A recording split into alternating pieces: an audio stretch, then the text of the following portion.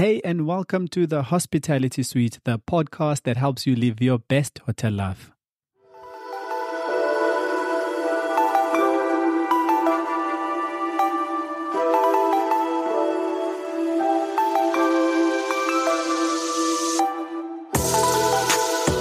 Tell me, if you were to speak to Joburgers now from a domestic tourism perspective, from an inclusive Cape Town, what would you say to them? What would you say, come and do in Cape Town? Sure. That's actually a very good question. So I think, again, when we look at domestic market, we always have this perception that domestic market is only people that's looking kind of for the cheap and the freebies. We forget there's a lot of middle-class people and, of course, wealthy people in this country that are from Joburg and Durban and anywhere else.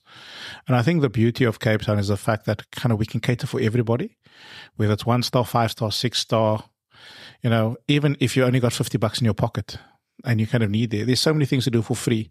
And because we also have these natural assets that is freely accessible, it doesn't cost you to actually experience Cape Town. And that's where, the itineraries we can put together for you that's freely available. 50 things to do in Cape Town for under 50 Rand. Those speak true to anybody. And I think that's how the wealthy remain wealthy, because they keep kind of, as I see the post of where where you're coming from, Germany, the 50 things to do in Cape Town for under 50 Rand. Yeah. So we mustn't also underestimate that power. But I think the one thing that I have realized is that even the citizens of Cape Town get out, and we've got a lot of visiting friends and relatives. Yeah. And we underestimate the power of locals. And I think that's why, as Cape Town Tourism, we've created the campaign Freedom to Wish. We do that every year in Tourism Month, where we actually give and look after citizens. We give them opportunity to make a tourism wish. Yeah. Any wish that they could make, and then the industry just rallies and makes that wish come true. And it's our way to say thank you to the citizens, because they're the ones that actually look after us. They're the ones that are in our employ. So I think as a destination, if you can look after your people and it's a great place to live, then it will definitely be a great place to visit. And that's what we're working on as Cape Town Tourism. So we don't only focus on tourists. I think that's always the misconception. Yeah. We actually do a lot more for communities, for locals, for the industry. And by focusing on those things, they look after the tourists. So it's a bit of a flip on how tourism used to be run in cities and in DMOs around the world.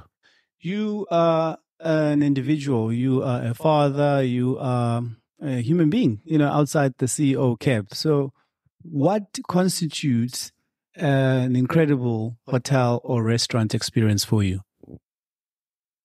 Sure. I think because I've been spoiled so much, it's always difficult. Yeah. But the one thing that stands out for me, you can have the most lavish of chandeliers, best carpets, best thread count. You know what? Thread count. I'm surprised. Yeah. Well done, Mr. No, CEO. I was actually listening to an amazing podcast really? About living your best hospitality life. I don't know who it's done by, but I'll send you the link. Send me the link. I think it's worth checking out. Yeah, please. Maybe you can even give you pointers. So, yeah. But I think for me, it's service. It's the smallest thing, because I'm going to forget about the chandelier, because it's going to remind me of another chandelier. Yeah. Unless, of course, you're into chandeliers and hanging from them, then by all means. But I do think for me, it's service and how people make you feel. Because they got that one moment to make you feel special or make you feel shitty. And that can change your entire experience. Not just with a property, an attraction, a restaurant, but of the entire destination. And that's where I think we need to spend a lot more time and money on. We spend a lot of money on the facade. Guys, hey, you know what, we're going to do a refurb, we're going to do this, and you pay somebody a lot of money to come in and just take your stuff out. But people want to feel a certain way. Yeah. And that's great, in the beginning. But what really makes a difference is that one person that comes to you and changes. And I'll give you one amazing example. So I was fortunate enough to be invited to the Netball World Cup. Yeah. And an amazing GM called Chan said, hey, Enver, you know what? You and the family can spend a night here, and all great. And the next morning we went out for breakfast. It was probably the most, and I've been in that hotel numerous times. I've stayed over numerous times. And of course, the service is always great. Yeah.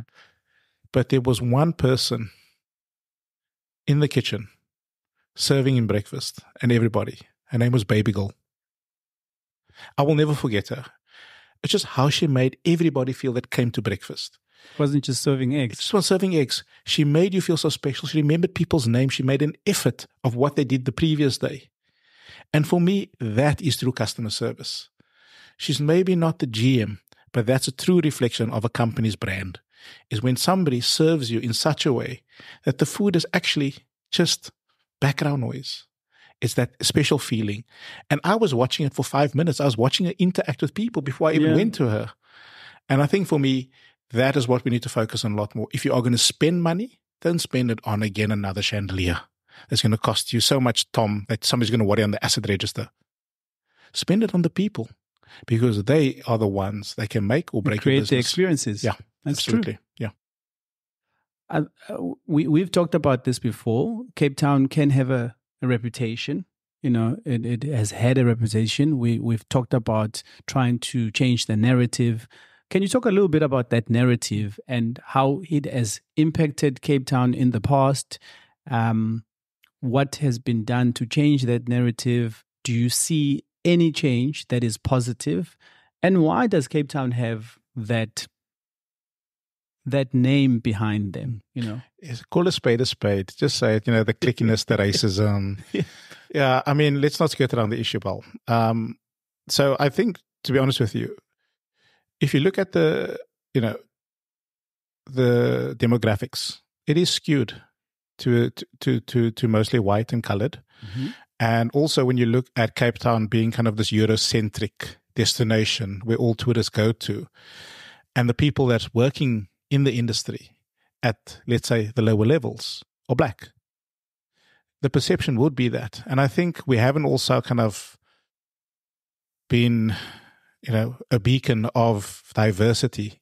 If you look at a lot of the incidents that have occurred in previous years, the racial incidents that always flare up, that time of year, people calling into a hotel and or a restaurant trying to book something, and then they kind of get declined because of the accent that they're kind of speaking in, or the vernac. But when they call in with kind of, the Queen's English, all of a sudden, there's a booking available.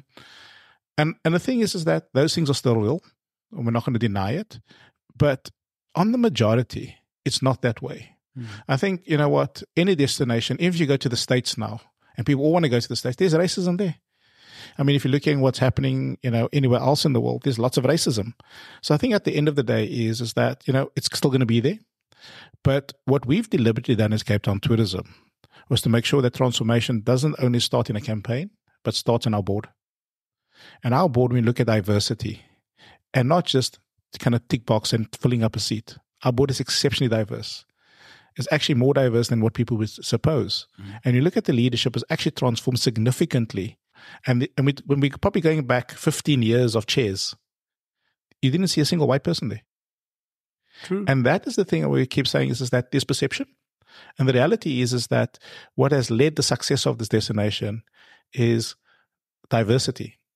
The other thing as well that we've done was deliberate was the fact that we focused on affordability, irrespective of race. We also made sure we started changing our marketing campaigns and our communications in 11 languages. And we're also deliberate about making sure that the team we bring on board, that can speak to different audiences, because that was critically important. But what we found most interesting was COVID. Because a lot of us couldn't travel overseas, people had to choose destinations. And everybody said, well, I've got money. Let me go down to Cape Town.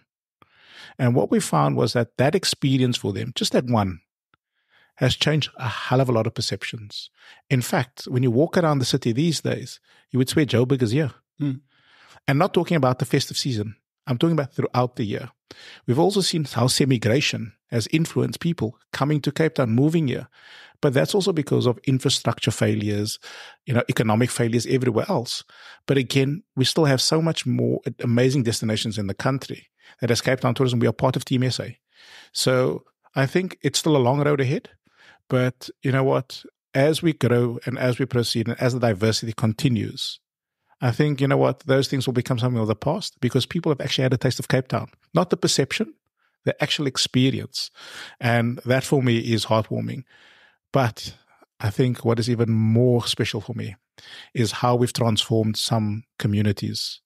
If you look at Khayelitsha a few years ago, Khayelitsha, the only thing you would do in Khayelitsha before was go to some vegetable garden, pat little kids on the head, pay their money, and then dance. And then you say, oh, okay, we'll take you for Shishinyama. Right now in Khayelitsha, you've got a four-star hotel. You've got gin bars, champagne bars. You've got guys pulling in up with Ferraris. I mean, like, really. So the thing is that it has changed because the community has taken ownership of tourism, and all that we were just conduits to that story. So as Cape Town Tourism, we believe that it's changing, but there's a hell of a lot more we still need to do as a city. Good. You know, I've lived here, obviously, for over 5 years, 6 years to be exact. I do believe there's something superior about Cape Town. I mean, I enjoy Cape Town. I would come back here in a heartbeat if I had to. I would live here. I would retire here if I had to. I mean, I learned how to cycle here. I got an 8-kilogram bike for a lot of money that I had no business spending. I didn't even know how to work the gears. I started running marathons here. I believe there is a lot to enjoy. Cape Townians are proud of Cape Town. Maybe they want to protect Cape Town, or they feel they need to protect Cape Town. I don't necessarily think there's anything wrong, in that. But the perception is real. If you go on social media, specifically over this period that we're going towards, that's when all the stories and the social media clips come up. And it's always sad to see, because Cape Town should be a Cape Town for all.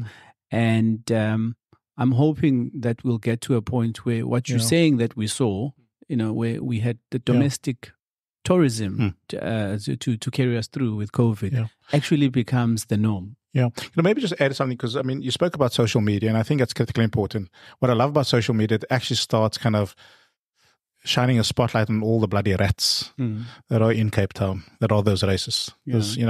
And the thing is that, of course, there are always going to be two sides to the story. That's always critically important to kind of judge when you evaluate social media posts. But it also makes sure that people are also, acting in a specific way, no matter what you think and what you do back at home. But when you're in the public space, is how you treat other people. And hopefully through that treatment, you actually learn to also accept the diversity. Yeah. So I think, like I said, we still got a long way to go. We're only, almost 3 decades now into our democracy. And we're trying to turn 350 years of kind of slavery and everything else that goes within apartheid. But, the one thing that we do have is that there's opportunity if we want it and if we grab it. Anyway, let's get past the serious Cape Town and its narrative and the history and why that is. I think we're moving towards, the light. We are getting better. Post-COVID definitely helped. Sea Point, you generally walk past and you hear 7 different accents. But during COVID, those accents were hard to come by. You heard locals because that's all we had. So, and that's what Cape Town should be for. It should be for the locals before anybody else. Yes, we appreciate the international market. It helps a lot. And we are a destination that invites all sorts of markets to come and visit our South Africa, our beautiful Cape Town.